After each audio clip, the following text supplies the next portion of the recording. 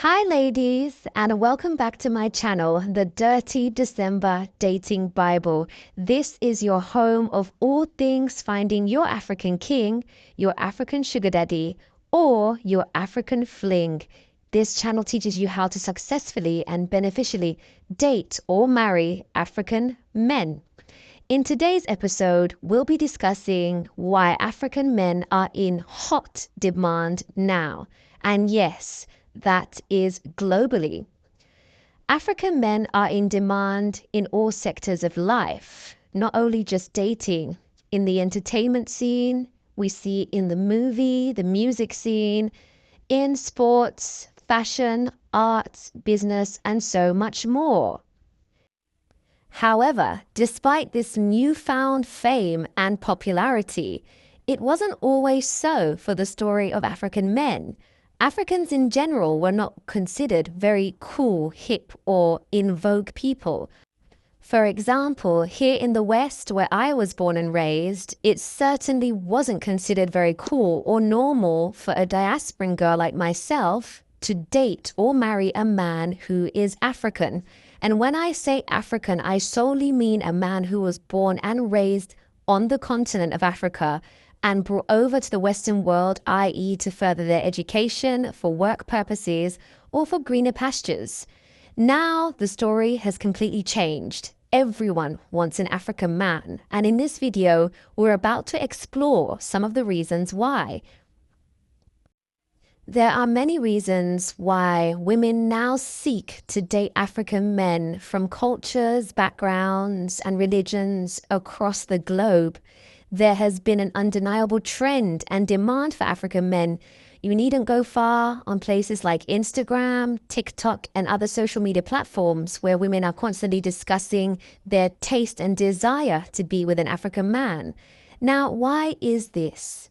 Africa as a continent, although with many different countries, backgrounds, religions, and people, are very much united in many of their ways.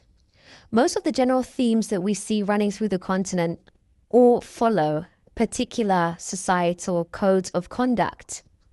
The average African in childhood are taught morals of respect, being hardworking, being generous, being kind, being reliable, among many other things.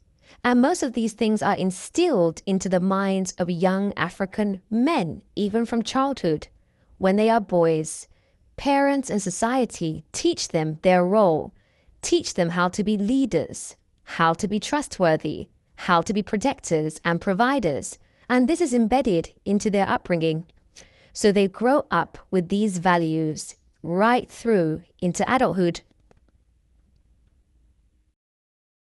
Due to having faced economic hardship and poverty from the continent also, many Africans tend to be hardworking in their later and adult years. They understand they have to strive in life to be the best in order to have the best outcomes for their futures and to change the economic situation of their lives and that of their families and loved ones.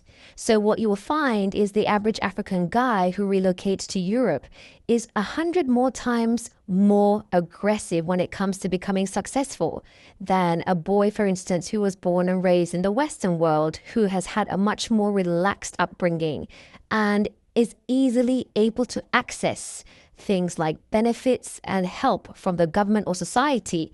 So it tends to be more relaxed in his push for success.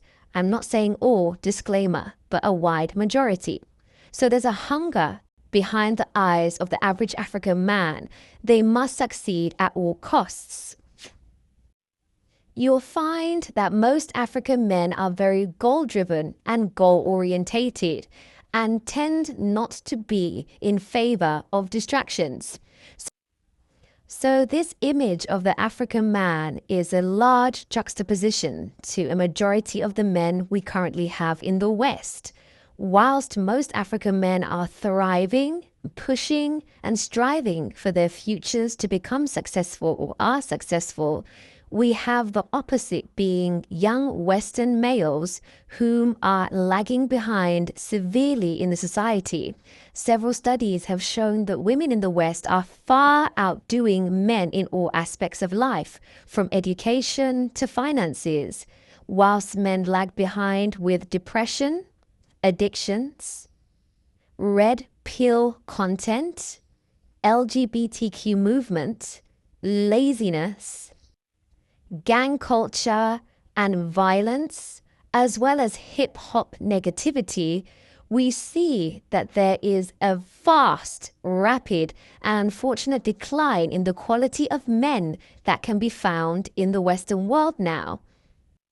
This has led women to seek other options when it comes to their dating lives and to look elsewhere for potential partners, as they see that the quality of the dating pool in general in the West is in tatters. Now, here comes in the African men into the equation. So women are very much comparative and competitive by nature. So when a woman sees that a friend or a cousin or an associate is dating or has dated an African man and it was successful and said lady was, i.e., treated right, and she wishes to pursue the same route, she will go out there and pursue that exact route. So women are now more open-minded in who they choose in the dating scene. Hence, we're seeing a spur of women dating or marrying African men. Many have upped and left their countries of origin or the Western world entirely to relocate to African countries in order to find their quote-unquote African king. Others have chosen to date across borders, and many testify that although not perfect circumstances, as no man on this earth is perfect, they state by and large that they are far better off being with African men. It's far more beneficial and far more progressive than being with the average man in the Western world in today's day and age. There are many success stories out there now of women who are dating or happily married to African men. Women from London, America, Canada, you name it, Germany, Amsterdam, everywhere. And they are living it up. They're being treated well. They're being invested into, loved, respected, worshipped, put on a pedestal. And these are many things that they couldn't find in the West. And in fact, is almost like a needle in the haystack in the current Western world. Ladies, this can be your story too. Subscribe, like, and share this channel as we continue this journey of learning how best we too can find our African kings and live the lives and progress and be happy and fulfill our dating dreams. So that's all for today's episode. Thank you very much for tuning in, and I'll see you in the next one. Goodbye.